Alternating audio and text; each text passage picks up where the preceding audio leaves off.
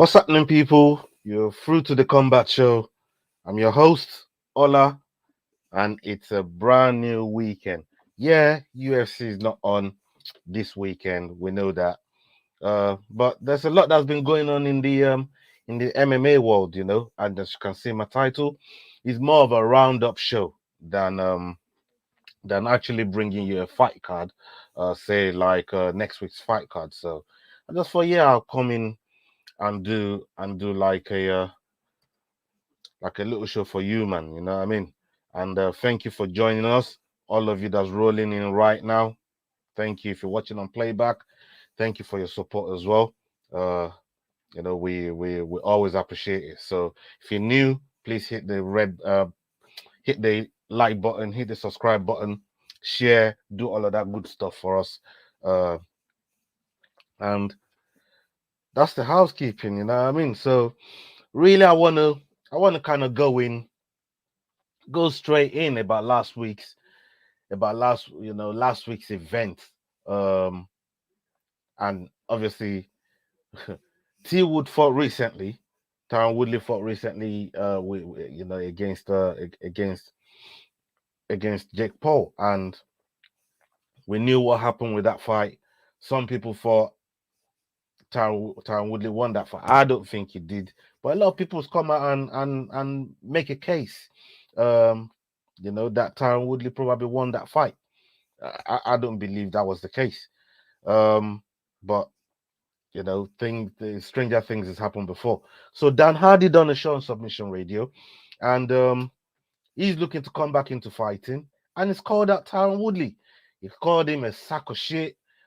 He said, Tyron Woodley is the same old boy, and he is ready to fight him. He wants to preferably, if there was an opponent that he would like to fight, it'd be, it definitely be Tyron Woodley. So I don't know how that sits with T Wood. Um, I don't know if that brings any, because he said he don't mind what promotion they fight him in either. He's not going to be in the UFC because obviously both of them they're not there. They're not there by the UFC. So um, I think Tyron Woodley, if he's got anything about him, I'd expect him to go on and take this fight. I'd expect him to go on and take this fight. But Jake Paul, that's where the money is. I'm not sure if there's going to be as much money in this for Tyron as it would be for Jake Paul fight. So I'm with smart, fighters making smart decisions. Um, I'm always with that, you know what I mean? So it's not something that I'm gonna knock Tyron for uh if he decided that yeah, yeah, if he decided that he wanted to fight Jake Paul, that's a lot of money. That's a lot of money right there. So you can't knock that. You can't knock that at all. Um they also asked him about oblique kick, and we know what Khalil Roundtree Jr. how he ended his last fight. And a lot of people didn't feel like that. You know, that's a technique from hell, and it should be banned. This and that. People are going crazy. People are going crazy about this stuff. I don't get it. I don't understand why people are going mad. It's a legal technique. It's a legal technique. So there's no reason why. And Dan made some valid reasons. You know, people are getting punched in the head, punched in the face. Getting broken noses. They're breaking their hands, breaking knuckles. They're breaking wrists, arms. We saw what happened with Jamal Hill, and the way Paul Craig submitted him and took his arm out. Should we start saying armbar should be banned because it's breaking arms and shit? Like we can't do that. And that's the part of That's the part of this conversation that I feel they have to look at that. They definitely have to look at it. I don't think it's one of those that's it's not clear cut. It's not clear cut like that. It's it's a decent technique if you know how to execute it. John Jones has been using it for years. A lot of fighters use it. A lot of fighters use it. I saw this is on my Twitter as well. Like Robert Whitaker used it on Easy. Easy got out of the way of it, defended it well, and came up with a high kick. And if you defend it well like that, where you can just back up, come out of the way, and then return with something, because once you go in to do that oblique kick, you're leaving yourself open. You're leaving yourself open when you do that. And soon as you do that, if a counter strike comes in, you think twice about doing that oblique kick again. And that's how you defend. So for me, I don't know what there's a big hoo-ha about this thing. I don't think it should. I personally don't think it should be that. I don't think it should be that way. But some people, even fighters that indicate, I don't fight in the cage. So who am I to say it should be that way or it shouldn't be that way? But I feel like it's a perfectly legal technique to use in a fight. And well, I don't I like the technique, especially when you're finishing fight the way Khalil made it finish fight. So anything that can make Herb Dean jump in like that and stop the fight almost immediately, you can't knock that. You can't knock that one bit. So um yeah, let's see what happens in the near future. I hope they don't touch the oblique kick. I like it, and I think they need to leave it where it is and let it do what it do. So that's my take on that. Some upcoming fights, some upcoming fights coming up, changing gears. We got Holyfield and Belfort. In a million years did I see the salute to you, my G. Big up my guy Dan T is in the house. Salute to you, my brother. I did not think in a million years, that Holyfield and Belfort are going to be fighting. I didn't see that coming. There's no way I could have predicted that, but it's happening. It's happening. I can't even believe Belfort is thinking of getting in the same ring with Holyfield. Like, this man punches and he knocks out a horse. I don't know how anyone like, he's got enough power to knock out a horse, man. Like, do you know how crazy you got to be be able to knock out a horse? But then when Vitor Belfort is fighting with no commission checking him for steads and that, for PEDs and stuff, who knows? It could be all juice, and it might not be feeling that Holyfield punch. But if I'm gonna pick a winner out of these two, it's definitely gonna be Holyfield, man, because he knows his way around the ring. He can box in his sleep, and as we've seen, boxing is a whole different ball game to what MMA is. So, I definitely be going with Holyfield on that one. Anderson Silva fighting Ortiz. That's another one that I didn't see coming. I thought Anderson Silva was gonna fight maybe another boxer, or even, like, I don't know, a celebrity. But these two are doing it in the boxing ring, and if that's happening, I'll be leaning towards Anderson Silva on this one as well. I just think Anderson Silva is a bit more fight IQ orientated. You know what I mean?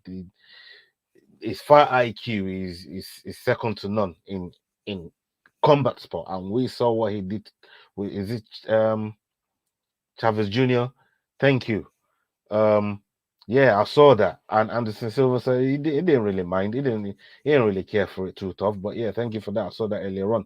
So um, I just think his fight IQ is just way better, and he'll probably be able to get through that one if if you have to pick someone, it's definitely going to be Anderson Silva.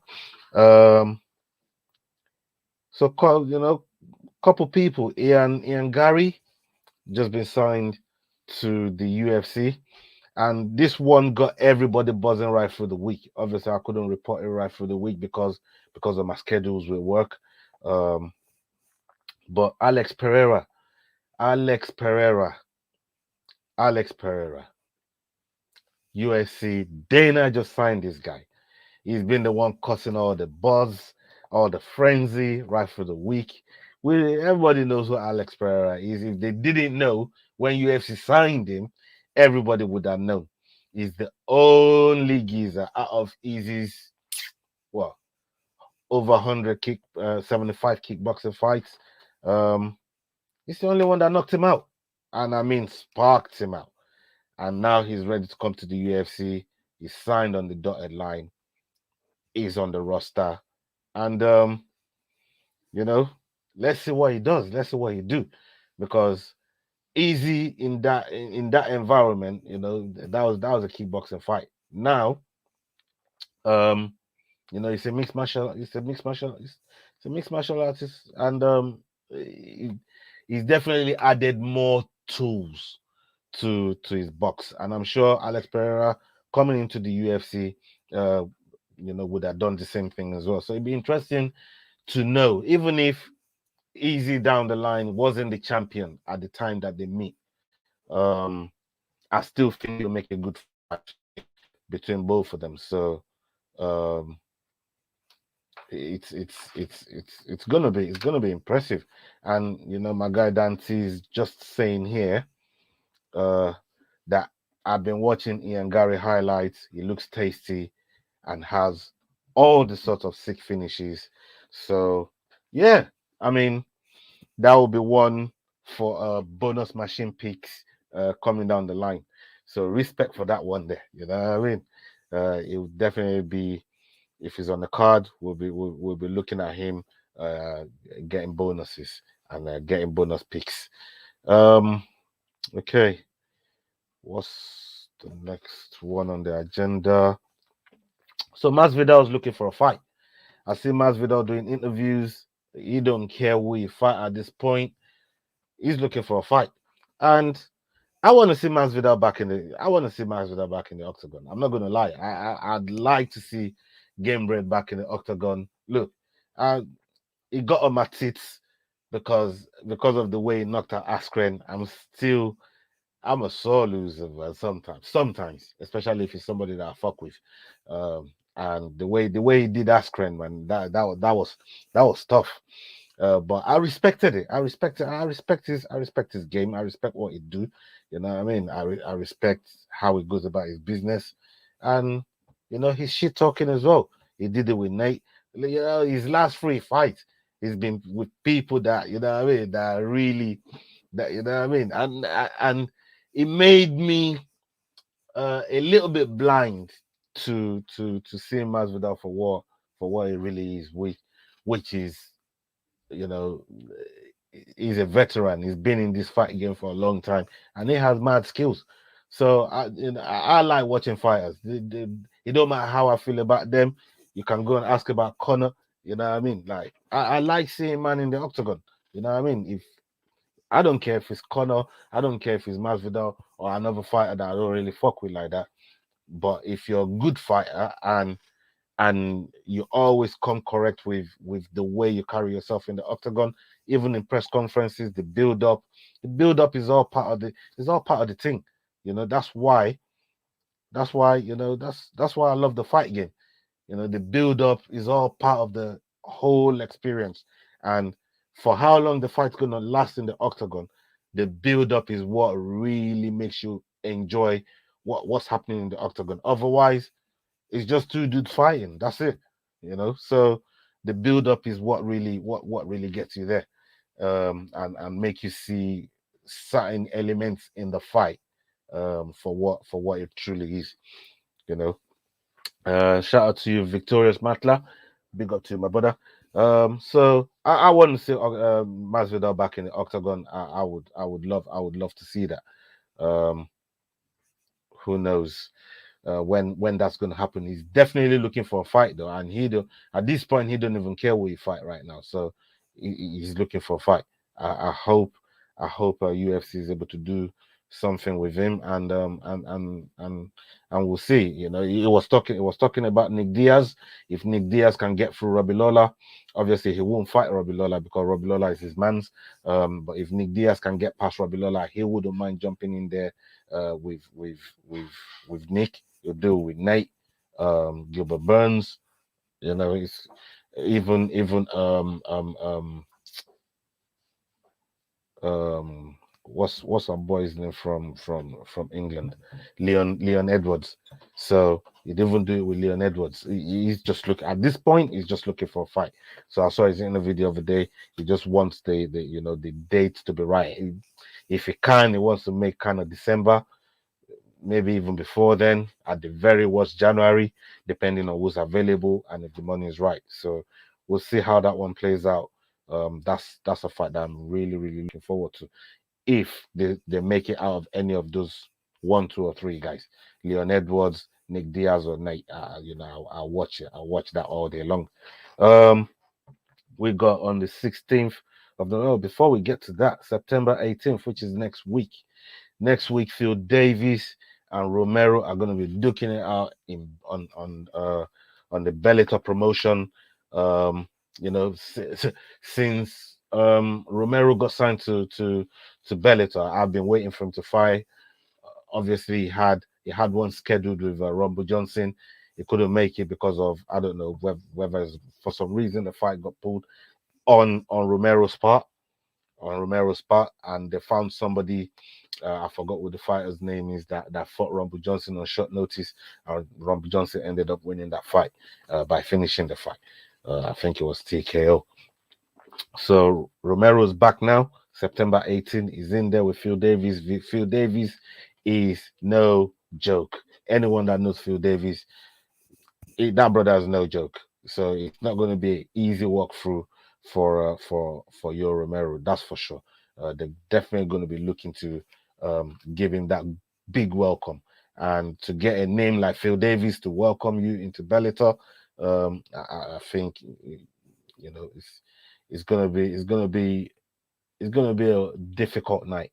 Because Phil Davis is gonna pose some challenges, ask some questions, and we'll see how we go. We'll see how we go. Um, Ryan Bader as well uh is fighting Corey Anderson. This is on the October 16th of October. Nemkov is also on that card, fighting Robert Johnson. So that's another one to look forward to for October 16th. MVP, him and Diego Lima.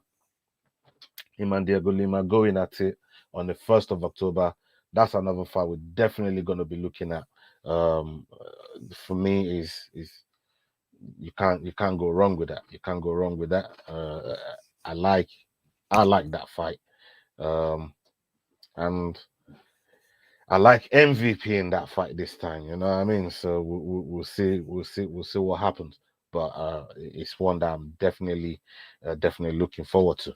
And the last topic and point that I wanted to bring up in what's been happening in the MMA world. This is more the journal side of things than anything else. This is not so much about the fighters, it's about the media people in the MMA world. And Ariel Awani, he's been going at everybody. He's been going at people.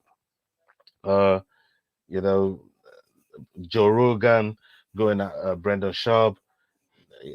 Apparently, they're attacking his credibility. They're attacking his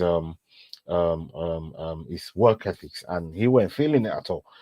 Because they're trying to say people try telling him something in confidence, and he went and reported it and posted it.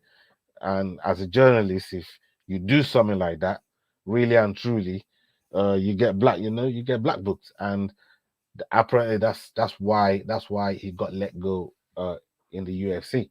And Ariels came back, clapped him back, and I mean clapping. He's telling them, man, they need to get their facts right before they start putting it out there. Um, Shout out to my boy Diego.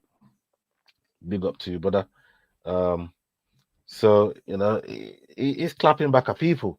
He's just out there, and his line, the one line he used: if you come for the king, you best not miss. The man said, if you come for the king, you best not miss. Um, he's clapping back, and he said he ain't gonna take no shit no more, and I don't think he should.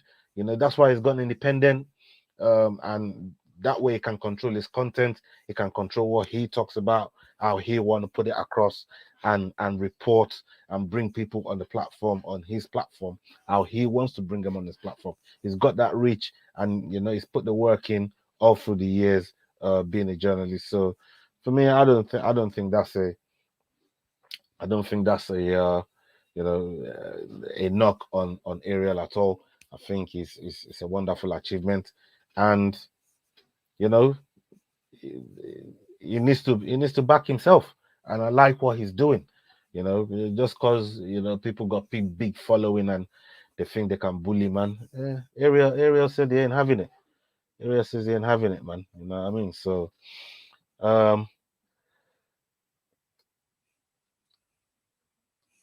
yeah, so it's been a long week. There's been not really been a lot that's been going on, and that's one of the reasons why I thought I'll bring you, um, just a quick roundup of what's been happening in the combat world.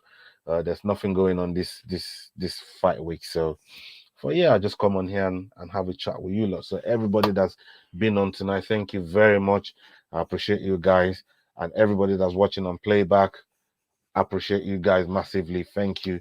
You're the reasons why I come on here and do this, man. I appreciate it. I don't take it for granted. Trust me, I do not take your support for granted. Um, I appreciate you guys. Thank you very much for tuning in. And until the next video, hasta la vista. Salute.